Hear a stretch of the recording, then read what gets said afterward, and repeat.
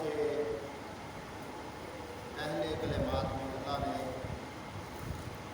اپنی کتاب مبین کا ذکر فرمایا کہ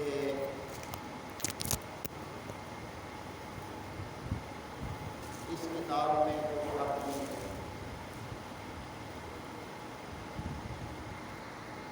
اور دوسرے مقام سے جو قرآن مجید کی آیت مبارکہ تلاوت کی، وہاں فرمایا جو اللہ کی راہ میں شہید کیے جاتے ہیں انہیں مردہ نہ کہو بلکہ وہ زندہ ہے۔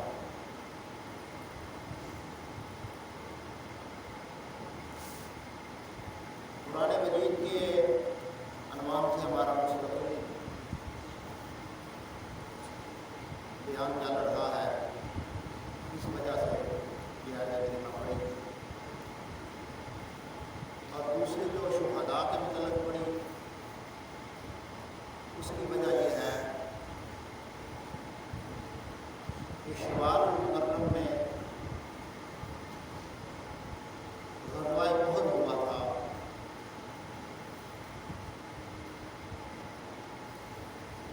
جس میں 70 مسلمان شہید ہوئے تھے۔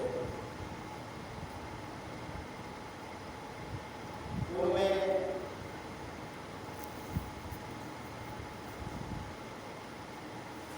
بالخصوص حضور سید عالم صلی اللہ علیہ وسلم کے چچا جان سید الشہداء، شیر خدا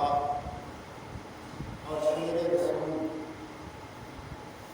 حضرت امیر حمزہ رضی اللہ تعالی عنہ کا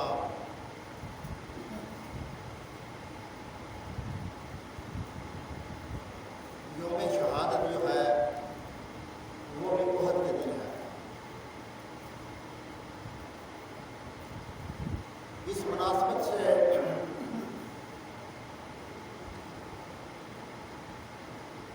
آج میں اپنے وقت کے اندر رہتے ہوئے غزوہ احد اور حضرت امیر حمزہ رضی اللہ تعالیٰ عنہ کے متعلق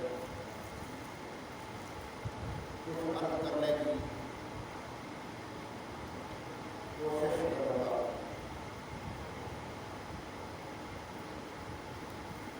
یہ یاد رکھیں کہ 17 رمضان المبارک کو 2 ہجری میں غزوہ بدر ہوا،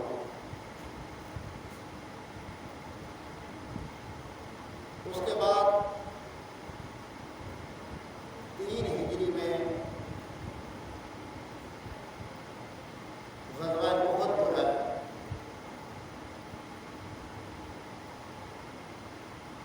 وہ ہوا، اور اسی غزوہ میں حضرت امیر حمزہ رضی اللہ تعالیٰ عنہ کی شہادت ہوئی۔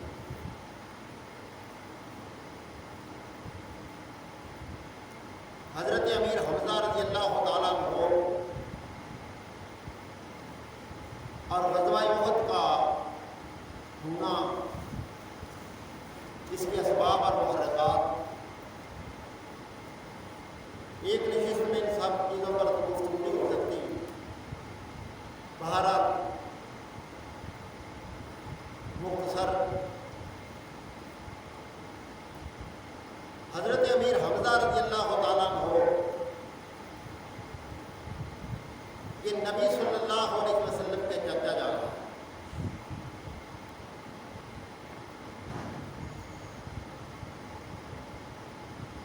اور یہ سمجھ لیں کہ باقی لوگوں کی کیفیت یہ ہے، ان کا ایمان تب مکمل ہوتا ہے ایمان تب کامل ہوتا ہے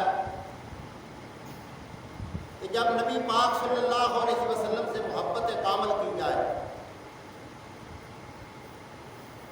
پہلے ایمان لاتے ہیں، بعد میں محبت کا اظہار کیا جاتا ہے، محبت پیدا ہوتی ہے، محبت رکھی جاتی ہے، محبت پر قائم رہنا ضروری ہے. محبت ہو تو ایمان ہوتا ہے، محبت نہ ہو تو ایمان نہیں ہوتا. لیکن حضرت امیر حمزہ رضی اللہ تعالیٰ عنہ وہ شخصیت ہے جن کا کمال اور خوبی یہ ہے کہ وہ ایمان بعد میں لائے. ایمان سے پہلے ہی نبی صلی اللہ علیہ وسلم سے بہت خوب کر محبت فرمایا کرتے تھے اور حضور سے خوب محبت فرمایا کرتے تھے.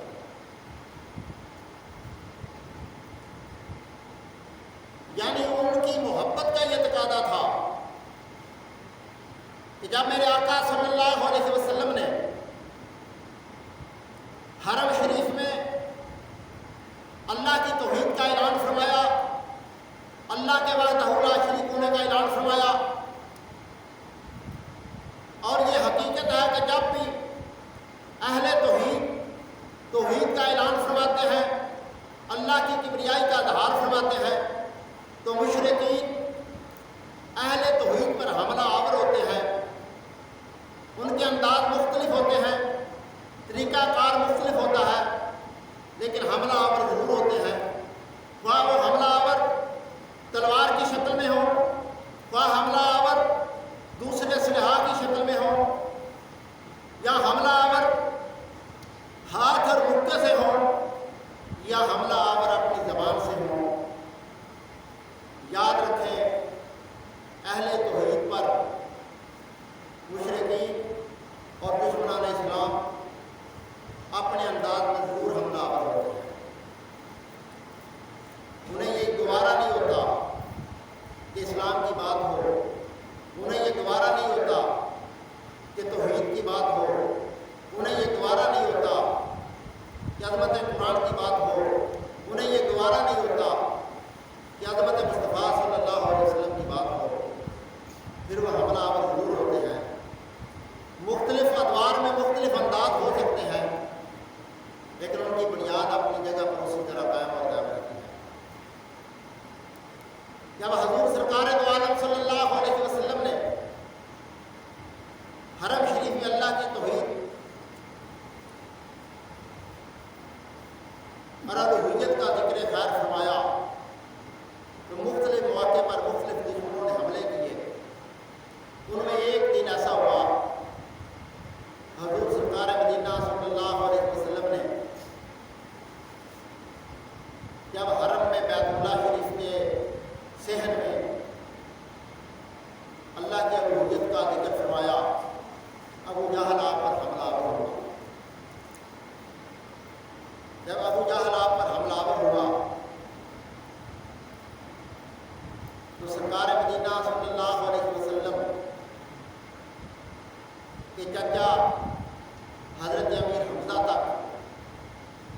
جب یہ خبر پہنچی، آپ نے اپنے جذبات کا اظہار فرمایا کہ حضرت امیر حمزہ رضی اللہ تعالیٰ عنہ کے ہاتھ میں کمان تھی. آپ نے وہ کمان ابو جہل کے سر میں ماری، اس کا سر زخمی ہو گیا، خون آلود ہو گیا. یعنی وہ رسول اللہ پر حملہ آور ہوا تو حضرت امیر حمزہ خبر سنتے ہی اپنے جذبات کا اظہار کیا. یہ نہیں کہا کہ پہلے میں حضور سے پوچھوں، اگر کروں مگر کروں، یہ کریں گے وہ کریں گے، اجلاس بلائیں گے، اکٹھے ہوں گے، دیکھیں گے یہ دیکھو جی اس نے کیا کیا ہے، ہمیں کچھ کرنا بھی چاہیے کہ نہیں کرنا چاہیے. حضرت امیر حمزہ نے یہ طریقہ کار نہیں اپنایا. کیوں؟ ان کے دل میں جو محبت رسول تھی، یعنی اس وقت ان کے دل میں جو اپنے بھتیجے کی محبت تھی، جو کہ رسول مکرم صلی اللہ علیہ وسلم کی ذات مبارکہ تھی، اس محبت کی وجہ سے، محبت کے غلبہ کی وجہ سے آپ نے کچھ نہیں دیکھا، اس پر حملہ آور ہوئے اور کمان کے ساتھ اس کا سر پھاڑ دیا۔ جب اس کا سر پھاڑ دیا تو پھر حضرت امیر حمزہ آپ کے چاچا جان نبی کریم صلی اللہ علیہ وسلم کی بارگاہ میں حاضر ہوتے ہیں، عرض کرتے ہیں کہ اے محمد صلی اللہ علیہ وسلم، اے بھتیجے، مجھ تک یہ خبر پہنچی ابو جہل نے آپ پر حملہ کیا، آپ کو تکلیف پہنچائی۔ فرمایا میں اس سے بدلہ لے کر آیا ہوں، میں اس کے ساتھ یہ سلوک کیا ہے۔ جب انہوں نے اپنی پوری کارروائی بیان کی تو اس کے جواب میں میرے آقا سرکار مدینہ صلی اللہ علیہ وسلم نے فرمایا، کیا میرے چاچا جان، آپ نے جو کیا سو کیا، لیکن مجھے اس سب کیے سے زیادہ خوشی تب ہوگی جب آپ اللہ کی توحید پر اور میری رسالت پر ایمان لائیں گے۔ یعنی انہوں نے بدلہ لیا، رسول اللہ کے دشمن کو زد و کوب کیا، اس کا سر پھاڑا، رسول اللہ کو خبر دی تو رسول اللہ صلی اللہ علیہ وسلم نے ان کے کسی کام کو یہ نہیں کہا کہ یہ تو آپ نے کیوں کیا، وہ کام کرنا ان کا اپنی جگہ، لیکن حضور نے جو اس پر خوشی کا اظہار فرمایا، میرے آقا نے فرمایا کہ مجھے اس سے زیادہ خوشی اس وقت ہوگی جب آپ اسلام قبول کر لیں، مجھے خوشی اس وقت ہوگی جب آپ اللہ کی توحید کو مان لیں گے، مجھے خوشی اس وقت ہوگی جب میری رسالت کو تسلیم کر لیں گے۔ جب حضرت امیر حمزہ رضی اللہ تعالیٰ عنہ رسول اللہ صلی اللہ علیہ وسلم یہ کلمات سنے، یہ بات سنی، تو پھر آپ نے کہا کہ مجھے آپ کلمہ پڑھائیے، مجھے دین میں داخل کیجیے۔ پھر نبی پاک صلی اللہ علیہ وسلم نے آپ کو کلمہ پڑھایا، اشہد ان لا الہ الا اللہ وحدہ لا شریک لہ ونشہد ان محمدا عبدہ ورسولہ۔ اس طرح حضرت امیر حمزہ رضی اللہ تعالیٰ عنہ نے اسلام قبول فرمایا۔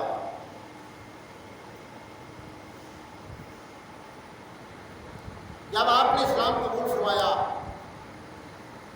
تو پھر اسلام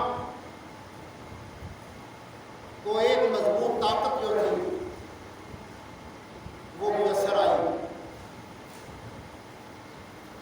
جب طاقت میسر آئی پھر وہ منظر جب آپ نے اپنے مسلمان ہونے کا اعلان فرمایا، آپ نے کلمہ پڑھا اور کفار پھر آپ کے پاس آئے، ابھی ان تک خبر نہیں پہنچی، کہنے لگے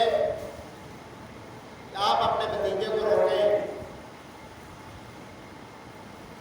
وہ ہمارے معبودوں کے متعلق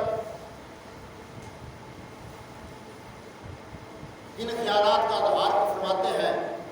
وہ ہمیں گوارا نہیں ہے۔ ان کی یہ گفتگو سن کر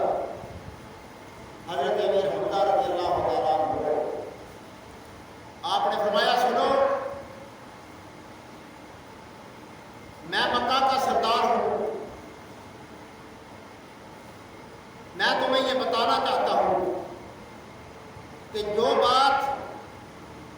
میرا بھتیجا محمد صلی اللہ علیہ وسلم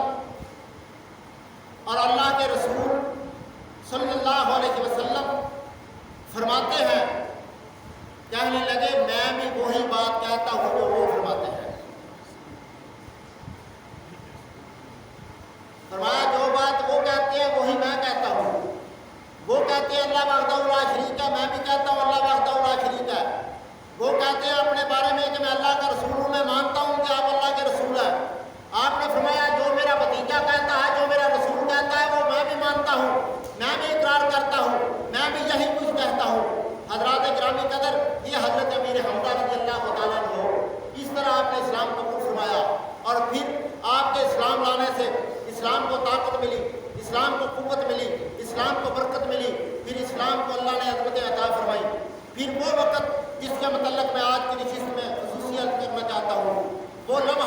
کہ جب 3 ہجری آیا، ہجرت کا تیسرا سال تھا، اصل میں معاملہ یہ تھا کہ جو پرانی آگ جل رہی تھی، جو پرانا مارکا چل رہا تھا، کفر کا، اسلام کا، نیکی کا، بدی کا، سچ کا، جھوٹ کا، رحمان کی طاقت کا اور شیطان کی طاقت کا، اس کا اظہار پھر میدان احد میں 3 ہجری کو ہوا کہ جو کفار چاہتے تھے کہ اسلام نہ رہے، کفار چاہتے تھے اسلام لانے والا محمد نہ رہے، کفار چاہتے تھے محمد کے ماننے والے نہ رہے، کفار چاہتے تھے اللہ اور اس کے رسول کا پیغام ختم ہو جائے، لیکن حقیقت یہ تھی کہ اللہ نے اپنے محبوب کو بھی باقی رکھنا تھا، محبوب کے پیغام کو بھی باقی رکھنا تھا۔ پھر کائنات عالم نے دیکھا کہ جو 2 ہجری غزوہ بدر میں جو کفار کو شکست ہوئی تھی، 313 تھے، وہ بدلہ لینا چاہتے تھے کہ اب ہم اسلام کو ختم کریں۔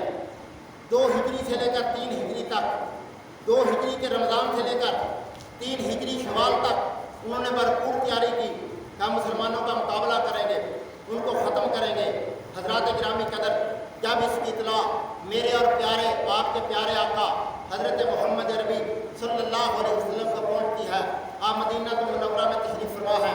توجہ فرمائیے، میری سرکار نے اپنے صحابہ سے مشورہ فرمایا کہ ہمیں کیا کرنا چاہیے، کہاں پر ہم نے اپنا میدان لگانا چاہیے۔ جملوں پر غور فرمائیں، میری سرکار مدینہ صلی اللہ علیہ وسلم کے جو صحابہ تھے، ان میں جو نوجوان تھے مدینہ منورہ کے، انہوں نے کہا ہم چاہتے ہیں کہ شہر سے باہر نکلیں، میدان احد میں پہنچیں، وہاں پہنچ کر شہر سے باہر جا کے ہم دشمن کا مقابلہ کریں گے۔ اور جو کچھ عمر رسیدہ صحابہ تھے، ان کا بھی خیال تھا کہ شہر کے اندر رہ کر ہم دشمن کا مقابلہ کریں۔ اور حضور سرکار مدینہ صلی اللہ علیہ وسلم، آپ کا اپنا بھی خیال مبارک یہ تھا کہ مدینہ شریف کے اندر ہی رہ کر ہم دشمن کا مقابلہ کریں۔ میرے نوجوان ساتھیوں، میرے بچوں، آج کی اس نشست میں اگر ہم یہ نقطہ ذہن نشین کر لیں، یہ کیا ہوا، حضور نے کیا کیا، حضور کو مشورہ کیا ملا، حضور کی اپنی منشا کیا تھی، اس سارے پروگرام کو اگر ہم اپنے ذہن نشین کر لیں، میرا خیال ہے کہ ہمیں زندگی کے اندر بہت سارے مقامات پر رسول اللہ کے طریقے کی رہنمائی ہمارے سامنے آ جائے۔ رسول اللہ کی اپنی منشا مبارک یہ تھی کہ شہر کے اندر رہ کر ہم مقابلہ کریں، اور جو نوجوان صحابہ تھے، بالخصوص مدینہ شریف کے جو انصار تھے، اور ان میں بھی بالخصوص وہ جو غزوہ بدر میں شریک نہیں ہو سکے تھے، وہ یہ مشورہ دیتے تھے کہ ہمیں شہر سے باہر جا کر احد کے مقام پر پہنچ کر ہمیں دشمن کا مقابلہ کرنا ہے۔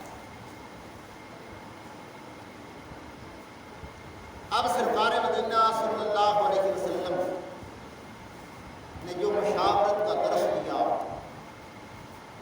جو مشورے کا پروگرام سمجھایا، اس سے ہمیں یہ رہنمائی ملتی ہے کہ رسول اللہ نے اپنی رائے کو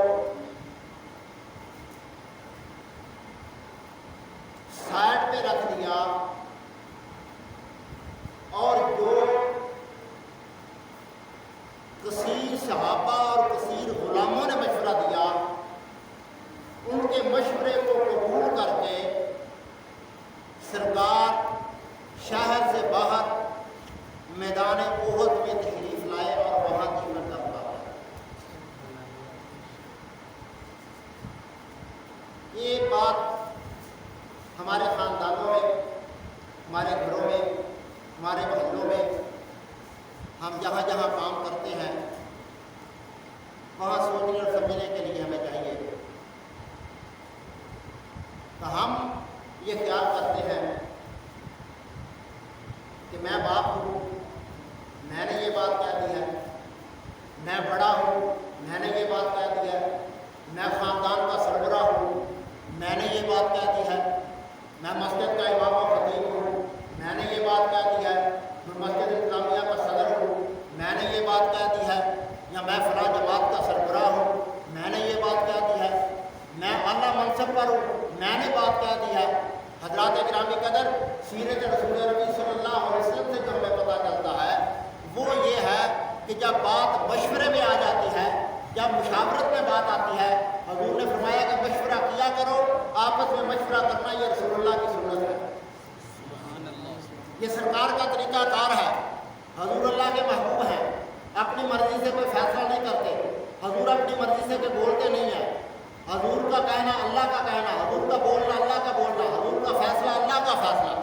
لیکن جب بات مشورے میں آئی تو پھر اپنے مشورے کو، اپنی رائے کو حضور نے سائڈ پہ رکھا، اور جو کثیر صحابہ مشورہ دے رہے تھے میرے رسول اس کو قبول فرماتا۔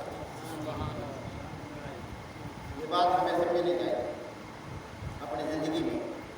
ماحول اس کو دیکھنا چاہیے، اپنے ماحول میں یہ باتیں لانی چاہیے کہ رسول اللہ کا طریقہ۔ بہرحال حضرات گرامی قدر، غزوہ احد، وہاں پر مدینہ شریف سے باہر 3 ہجری کو یہ غزوہ ہوا۔ وہاں مختصر کہ باقی مسلمانوں کے علاوہ حضرت امیر حمزہ جو حضور کے چاچا تھے وہ بھی شہید ہوئے۔ باقی تو بہت ساری باتیں ہیں اس حوالے سے بھی کہنے والی، لیکن وقت کی جو نزاکت ہے اس کے پیش نظر آپ کے چاچا وہاں شہید ہوئے۔ وہ چاچا جن کا نام حضرت امیر حمزہ رضی اللہ تعالیٰ عنہ، وہ چاچا جن کے بارے میں میرے نبی نے فرمایا یہ میرے پیارے چاچا ہے، رسول اللہ خود انہیں اپنا پیارا کہہ رہے ہیں۔ اور پھر وہ چاچا جن کے بارے میں نبی صلی اللہ علیہ وسلم نے فرمایا کہ آسمانوں پر لکھا ہوا ہے، حضور نے فرمایا مجھے میرے رب کی عزت کی قسم آسمانوں پر لکھا ہوا ہے کہ حمزہ اللہ کا بھی شیر ہے، اس کے رسول کا بھی شیر ہے۔ حمزہ اللہ کا بھی شیر ہے اور رسول کا بھی شیر ہے۔ ہم کسی کو لقب دیتے ہیں فلاں کا شیر، فلاں کا شیر، فلاں کا شیر، یہ ہم دیتے ہیں، اور صرف آپ کو مسئلہ سمجھانے کے لیے۔ اور ایک بہت مقتدر شخصیت ہے جس کو وہ شیر خدا کہتے ہیں، وہ ہم کہتے ہیں، ان کے شیر خدا ہونے میں بھی ہمیں کوئی شک نہیں ہے، لیکن حضرت امیر حمزہ وہ ہیں جنہیں کسی اور نے نہیں، میرے رسول نے خود شیر خدا کہا ہے۔ شیر خدا بھی کہا ہے اور یہ بھی کہا ہے کہ یہ میرے بھی شیر ہیں۔ اصل خدا بھی کہا اور اصل رسول اللہ بھی کہا۔ اللہ کا بھی شیر اصل اللہ بھی ہیں اور اصل رسول اللہ بھی کہے ہیں۔ اللہ کے بھی شیر ہیں، رسول کے بھی شیر ہیں۔ اور پھر انہی کے متعلق حضور سرکار مدینہ امام الانبیاء رحمت للعالمین صلی اللہ علیہ وسلم نے فرمایا کہ یہ سید الشہداء ہے، سید الشہداء ہیں، شہداء کے سردار ہیں۔ حضرات گرامی قدر، شہداء میں جس کو سرداری میرے مصطفیٰ نے عطا کی ہے وہ حضرت امیر حمزہ رضی اللہ عنہ، اور حضرت امیر حمزہ کا جہاں پر مزار پرانوار ہے وہاں میرے نبی صلی اللہ علیہ وسلم تشریف لے جایا کرتے تھے، وہاں دیگر صحابہ تشریف لے جایا کرتے تھے، وہاں حضرت سیدہ طیبہ طاہرہ سیدہ فاطمہ الزہرا سلام اللہ علیہا تشریف لے جایا کرتی تھی۔ اور وہ حضرت امیر حمزہ کا جہاں مزار پرانوار ہے، اللہ آپ سب کو وہاں لے جائے۔ میدان احد میں آج بھی جا کر دیکھ لو، اگر ناک کی بیماری نہ ہو یا کوئی اور بیماری نہ ہو، بیماریوں سے دل بھی صاف ہو، بیماریوں سے ناک بھی صاف ہو، آج بھی وہاں جا کر دیکھو گے الحمدللہ تمہیں وہاں پیاری پیاری